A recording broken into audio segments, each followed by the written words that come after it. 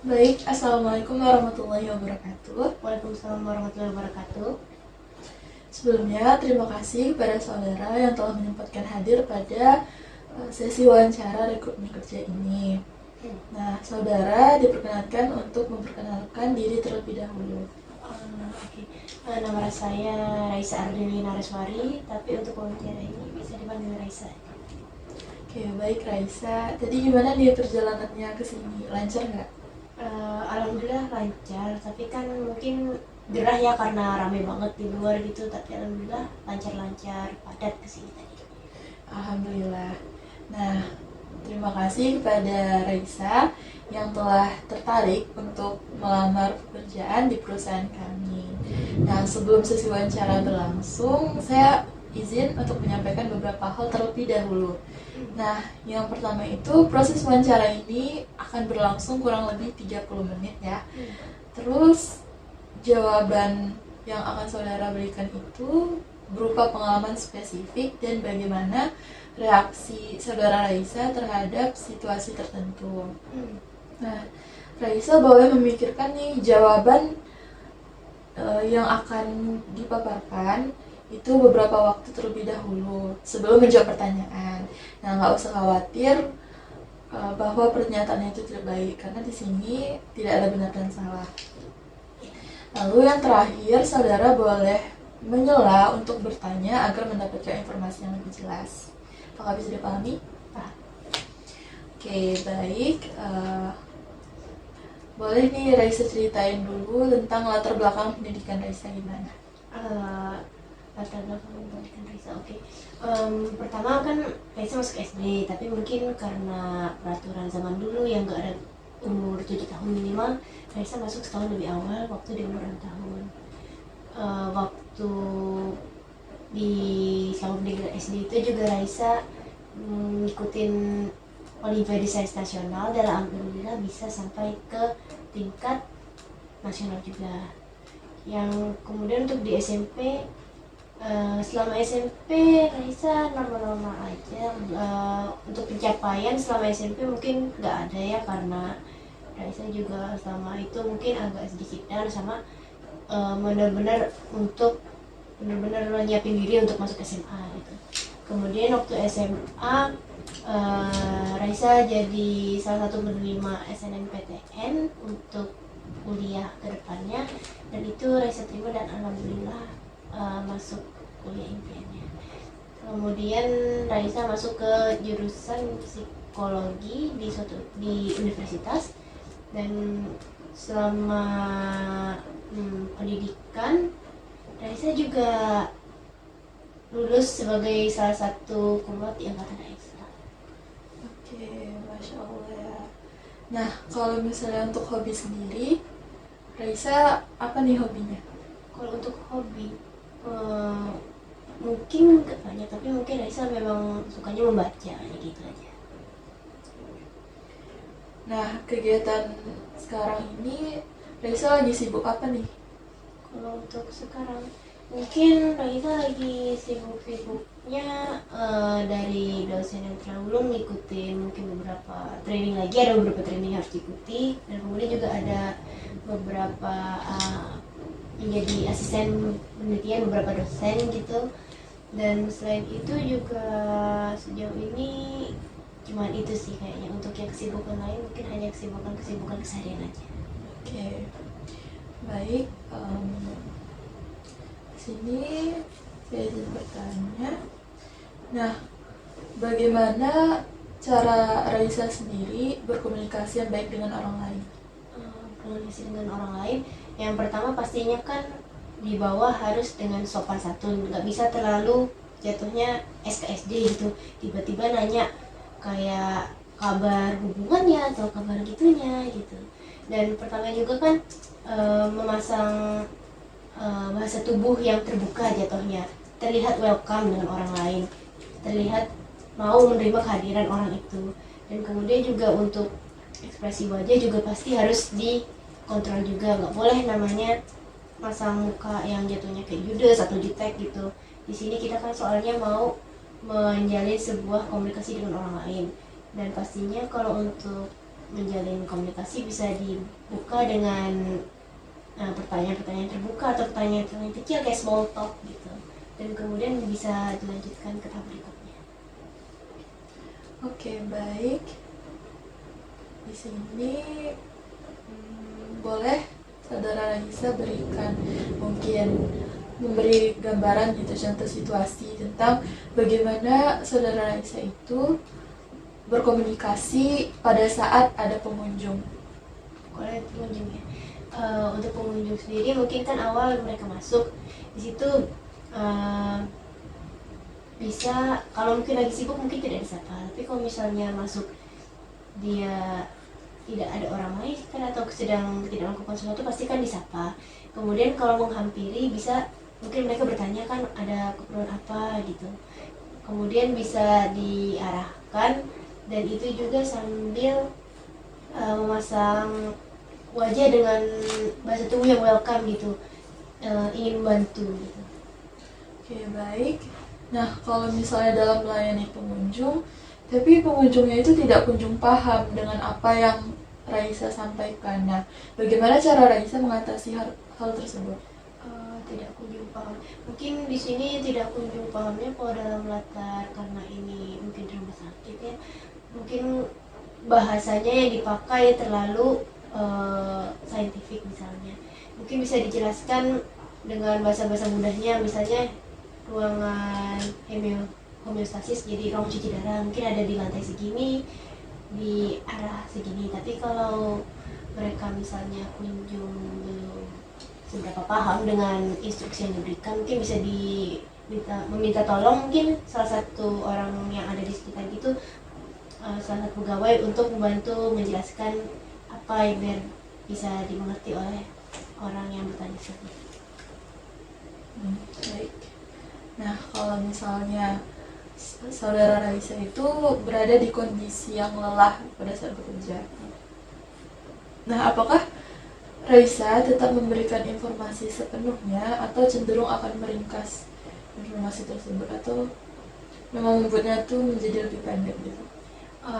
Di sini sekali lagi sebagai customer service di sini kan yang harus diutamakan pastinya kan bukan customernya kan ya. Jadinya di sini kita lihat dulu, Raisa lihat dulu dari customer sendiri bagaimana, apakah mereka yang misalnya baru first timer, baru tahu cara menanya-nanya. Kalau misalnya untuk first timer mungkin bisa dapat jelaskan dengan penuh. Tapi kalau untuk orang-orang yang misalnya sudah biasa ke sana, sudah sering bolak-balik ke sana jatuhnya gitu, bisa dikasih secara ringkas dan dapat dicek lagi, kayak ditanya apakah Anda sudah paham gitu, apakah ada pertanyaan lainnya, dan begitu sebelum akhirnya menuju komunikasi gitu. Oke, baik.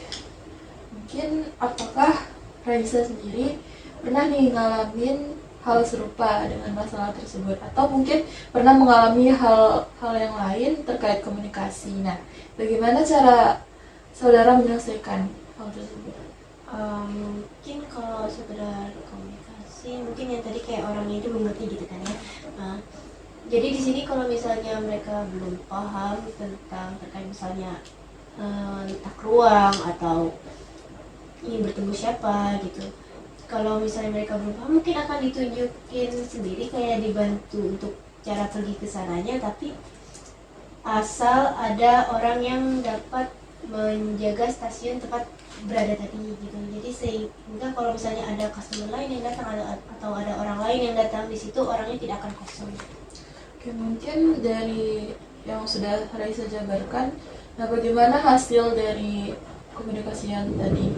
Kalau komunikasi tadi akhirnya kalau sama Raisa, dari pengalaman Raisa juga, karena Raisa dulu juga magang di mental health center situ, lumayan baik sih orang itu, akhirnya dapat apa yang diinginkan dan atau mencapai tujuan yang ingin diinginkan gitu. Dan asal selama ada orang yang jaga juga di stationnya itu aman-aman aja, sehingga nggak ada orang yang tiba-tiba mencari-cari di mana customer service-nya, di mana orang yang bisa ditanyain gitu. Oke, baik. Nah, apakah Raisa sendiri akan memarahi mungkin ya orang yang menyerobot antrian? Mungkin memarahi jangan gitu ya, karena di sini juga kan kita kan harus menjaga image pastinya, tapi mungkin lebih ke apa namanya, bukan mendesak, lebih ke memberitahu aja kalau misalnya ada orang ini datang duluan biar mereka bertanya duluan, atau sekedar ditegur saja gitu agar tidak mengganggu antrian. Atau misalnya kalau ada misal emergency, mungkin orang itu ada suatu emergency, bisa diarahkan ke mungkin ada orang nomor 2 di sampingnya Raisa gitu. Oke, baik. Nah, selanjutnya, bagaimana reaksi Raisa sendiri pada saat berhadapan dengan pengunjung yang hobinya itu marah-marah dan sesekali mungkin melontarkan kata-kata yang kasar kepada saudara Raisa? Di sini pasti situasinya pertama harus didinginin dulu ya. Jadi di sini mungkin bisa diminta pada orangnya itu untuk menceritakan mungkin apa yang salah, mungkin apa ada yang salah, kemudian bantu menenangkan orang itu. Karena di sini juga mungkin kalau di setting rumah sakit mungkin orang itu mungkin mengalami sesuatu, mungkin seseorang yang ada di rumah sakit itu yang mungkin keluarga dia atau apa baru dapat diagnosis atau ada kejadian yang tidak menyenangkan. Jadi di situ juga sebagai customer service rumah sakit, salah satu anggota karyawan di rumah sakit harus bisa merasakan gitu ya, apa bukan mewajarkan tapi lebih ke memaklumi, karena hawa di rumah sakit sendiri itu pun nggak sepenuhnya menyenangkan gitu. Jadi di sini kita harus juga membantu orang tersebut agar bisa tenang dulu dan menanyakan apa yang salah sebelum menunjukkan apa yang mungkin mereka ingin tuju gitu. Oke, baik. Nah, bagaimana reaksi Raisa kalau misalnya Raisa itu udah ngerasa benar-benar lelah, tapi mungkin pengunjung itu yang datang membuat Raisa kesal atau marah? Kalau untuk kelelahan sendiri mungkin Raisa bakal minta break kalau misalnya ada orang atau pegawai shift penggantinya.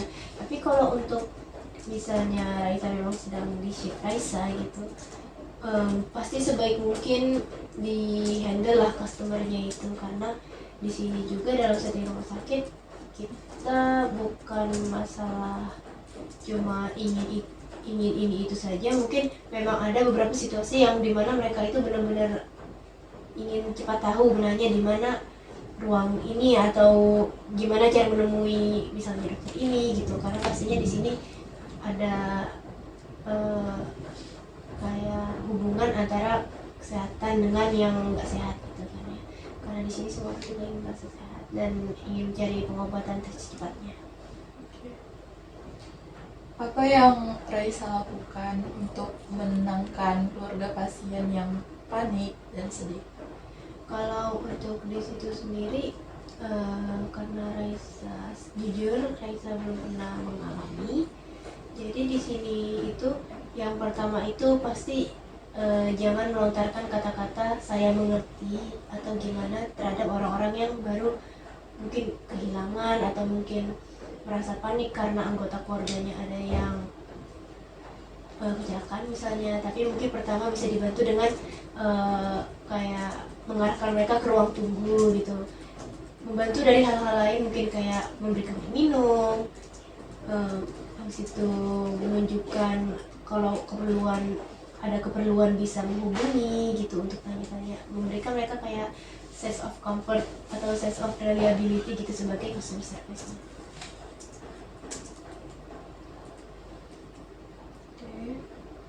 Nah, apakah saudara sendiri akan tetap memberikan perlakuan yang sama pada setiap pengunjung dengan latar belakang ekonomi yang berbeda? Kalau itu kan sudah pasti ya, karena di rumah sakit sendiri semua orang juga tujuannya sama, ingin mencari kesehatan, ingin mencari pengobatan. Jadi dari latar belakang manapun semua orang itu tujuan utamanya adalah ingin menjadi sehat, ingin sembuh. Jadi di sini tidak ada diskriminasi maupun kaya ataupun miskin, semua orang ingin sehat. Oke, nah gimana nih reaksi dari Raisa sendiri pada saat rumah sakit sedang dilanda musibah dan Raisa dituntut harus bekerja lebih. Kalau boleh tahu mungkin dilanda musibahnya contohnya seperti apa ya? Musibahnya itu mungkin nama baik perusahaan sedang tidak baik atau sedang mengalami krisis, mungkin kayak di ekonomi atau gimana gitu. Untuk ini sendiri Raisa pasti tahu ya kayak kapasitas diri Raisa di sini. Kalau misalnya benar-benar diminta untuk kerjanya kayak overhour yang benar-benar terlalu misalnya meningkat secara 100% dari apa yang Raisa biasanya lakukan, itu mungkin Raisa bakal tolak di sini juga karena setiap manusia kan ada kapabilitas masing-masing. Raisa yakin Raisa tahu kayak keterbatasan Raisa ada di mana dan gimana cara biar Raisa kerjanya tetap optimal tanpa harus kayak terlalu mendorong diri Raisa yang akhirnya bisa jadi mungkin kayak burnout gitu dan lelah. Berarti Raisa sendiri tetap berusaha untuk melakukan yang terbaik, tapi menimbang juga sama kemampuan diri ya. Karena di sini Raisa ingin kerja Raisa optimal dan tidak terseret karena overload dari kerja yang kerja itu. Nah, apakah saudara tetap melakukan pekerjaan saudara dengan baik pada saat saudara sendiri sebenarnya punya masalah pribadi atau mungkin masalah lainnya? Kalau untuk masalah pribadi, mungkin bisa pertama jadi tolak ukur itu seberapa besar masalah pribadi ini. Untuk masalah pribadi mungkin misalnya kehilangan anggota keluarga atau semacamnya gitu, itu mungkin Raisa bakal pastinya meminta waktu sebentar untuk berduka, izin dari pekerjaan. Tapi kalau untuk sekedar misalnya masalah pribadi mungkin Raisa berkelahi dengan kawan Raisa atau gimana, itu mungkin dapat dikesampingkan terlebih dahulu biar tidak mengganggu kerja, karena di sini kan untuk masalah pribadi kita juga pasti ada tingkatan-tingkatannya di mana yang bisa dimaklumi oleh setting pekerja sendiri. Oke. Nah, gimana nih cara Raisa sendiri tuh mengatasi masalah terkait administrasi, seperti mungkin pasien operasi yang tidak punya wali atau gimana? Untuk pasien tidak punya wali dan lain-lain, mungkin kalau untuk terkait hal itu pertama mungkin bisa dicari tahu lebih lanjut ke pemegang track holdernya dari rumah sakit tersebut, biar tahu di sini akar masalahnya yang lebih dalam bagaimana gitu.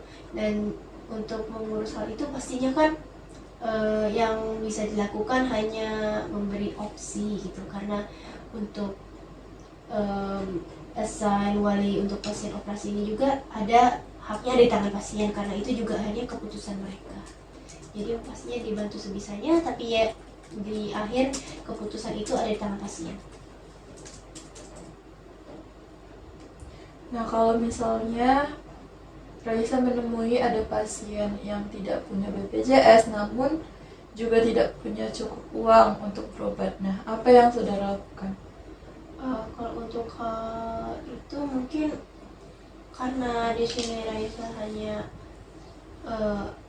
bertugas untuk melayani dan mungkin tidak seberapa tahu terkait uang-uangan atau bagaimana orang itu harus menunjukkan apa dokumen. Kayak orang itu mungkin untuk BPJS nggak punya atau uang nggak punya, di sini Raisa hanya bisa melayani kayak sampai situ aja. Mungkin bisa diberitahu alternatif ada ini, atau mungkin alternatifnya ada ini, memberi opsi lain. Dan jika misalnya itu tidak cukup untuk pasien tersebut, mungkin ada bisa dinegosiasi dengan atasan gitu. Selanjutnya, apa yang Raisa ketahui mengenai penggunaan teknologi digital yang dibutuhkan sebagai customer service? Digital ya. Di sini pastinya seorang customer service itu harus bisa ulet ya dalam menggunakan komputer ataupun juga menggunakan yang telepon juga mungkin kalau ada di customer service itu. Dan di sini juga selain komputer itu sendiri, mungkin di dalam komputer itu harus punya keuletan dalam menggunakan aplikasi-aplikasi Office ya, mungkin seperti spreadsheet atau Word atau PDF dan lainnya juga di sini pastinya. Karena kita akan berhubungan dengan data-data pasien atau data-data orang yang masuk dan keluar juga. Selanjutnya, nah gimana nih menurut saudara sendiri interaksi yang baik itu dengan customer secara digital?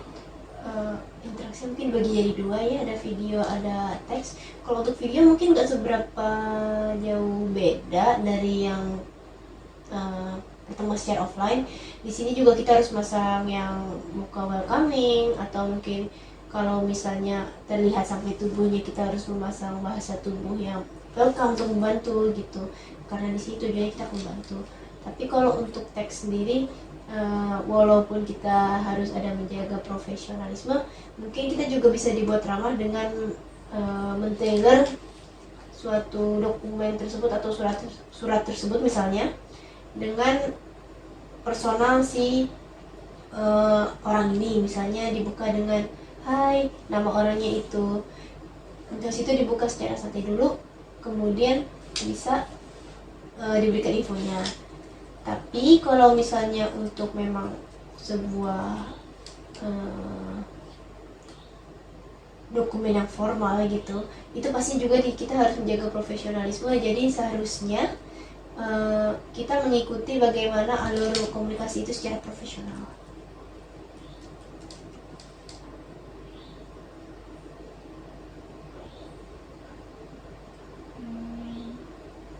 Oke, mungkin jelaskan bagaimana menurut Raisa kerja sama tim yang baik. Kerja sama tim yang baik, di sini pastinya kerja sama yang tim yang baik. Yang pertama Raisa pikirkan itu pastinya adanya komunikasi timbal balik antara semua anggota tim, karena di sini sebuah anggota tim perlu berkontribusi, dan kalau misalnya tidak terbentuk kayak alur komunikasi timbal balik antara semua anggota tim ini, pasti nanti ada satu atau dua orang yang mungkin merasa kontribusinya tidak membantu dan akhirnya kayak semacam jatuh gitu, mungkin nggak terlalu membantu banyak. Di sini juga kerja sama tim yang baik, di sini juga pasti harus ada kemampuan untuk mengerti satu sama lain. Mungkin bisa dilihat dari mungkin tahu kondisi satu anggota ini apa, misalnya sedang sakit atau tahu kabarnya bagaimana. Dan di sini juga harus tahu kabar satu sama lain, dan juga pastinya harus on good terms lah, kayak harus dalam keadaan yang baik antara satu sama lain agar untuk menetapkan suatu aura positif di tim tersebut dan tidak mengganggu gitu. Baik, saya ingin bertanya terkait misalnya ada satu kondisi di mana tawaran promosi jabatan itu baru diumumkan. Nah, bertepatan dengan itu, ada satu kondisi di mana Raisa melihat teman Raisa itu melakukan sebuah kesalahan yang mungkin tidak disengaja. Nah, apa yang akan saudara lakukan pada saat itu? Raisa belum seberapa paham dengan pertanyaannya, mungkin bisa dapat diulang atau diapakan mungkin lagi. Di sini bisa diartikan bahwa misalnya Raisa melihat peluang promosi jabatan itu akan diberikan apabila Raisa teliti nih dengan mungkin kondisi perusahaan, terus Raisa hadir untuk memberikan solusi. Nah, ada nggak Raisa kepikiran untuk laporan aja nih misalnya kayak teman yang lagi ada buat kesalahan gitu atau gimana? Kalau untuk itu pasti pertama yang dipikirkan mungkin bantu dulu aja ya, karena di sini kita juga kerja kalau bisa harus membangun rapor yang baik dengan anggota karyawan yang lain.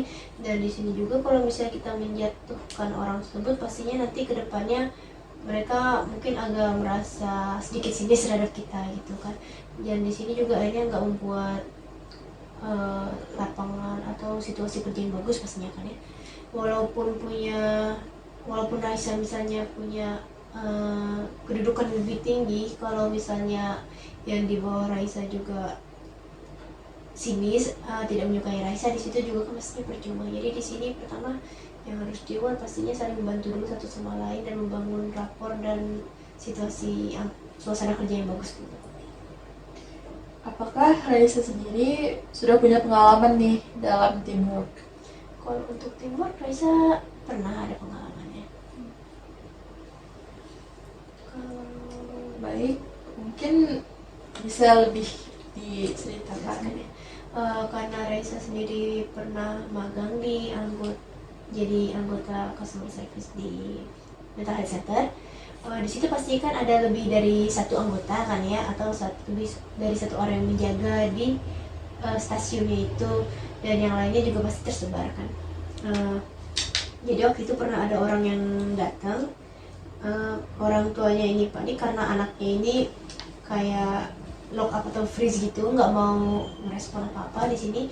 Dan di situ juga Raisa sebagai customer service pastinya kan yang menangani pertama gitu, karena dari situ mungkin Raisa yang bantu menenangkan orang tua itu, kayak memberi petunjuk harus kemana gitu. Sedangkan satunya lagi temannya Raisa ini berusaha untuk memanggil orang-orang yang dapat membantu gitu kan ya, untuk dibawa ke situ agar si anaknya ini bisa diarahkan untuk menuju ruangan gitu kan ya. Dan juga pasti ada yang lain juga membantu ibunya ini untuk menjadi tenang gitu.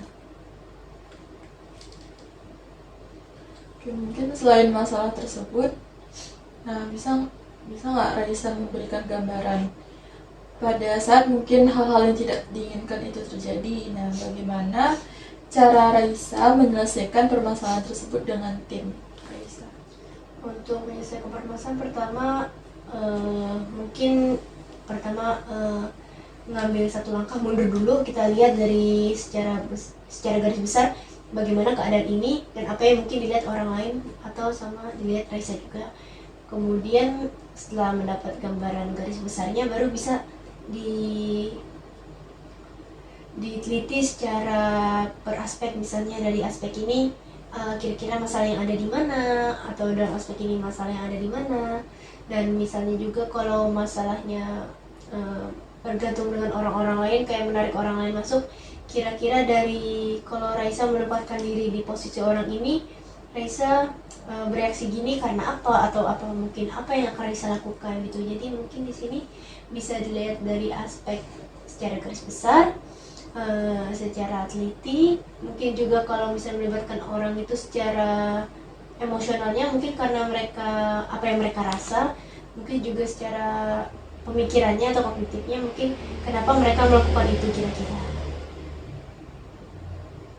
Oke, selanjutnya, nah kalau misalnya ada suatu kondisi di mana Raisa sendiri berbuat kesalahan dan mungkin itu fatal dan terancam akan di PHK, mungkin dari awal Raisa udah tahu nih, kalau misalnya Raisa ngasih tahu masalah yang Raisa lakukan, Raisa akan di-PHK oleh perusahaan. Nah, apakah yang akan saudara lakukan pada saat kondisi tersebut terjadi? Kalau untuk kesalahan ini pasti kesalahan fatal juga kan, ini akan menarik kayak orang-orang menjadi customer kita gitu. Mungkin ada pasien yang datanya salah sehingga pengobatannya salah. Di situ juga pastinya kan Raisa bakal berasa bersalah juga karena itu, karena kalau dipendam juga nggak baik. Mungkin memang lebih baik kesalahannya itu memang harus dihadapi, karena di sini juga kalau masalah tidak dihadapi, mungkin kan secara jadi orang itu nggak bisa tumbuh gitu, kayak menutupi gitu. Oke, selanjutnya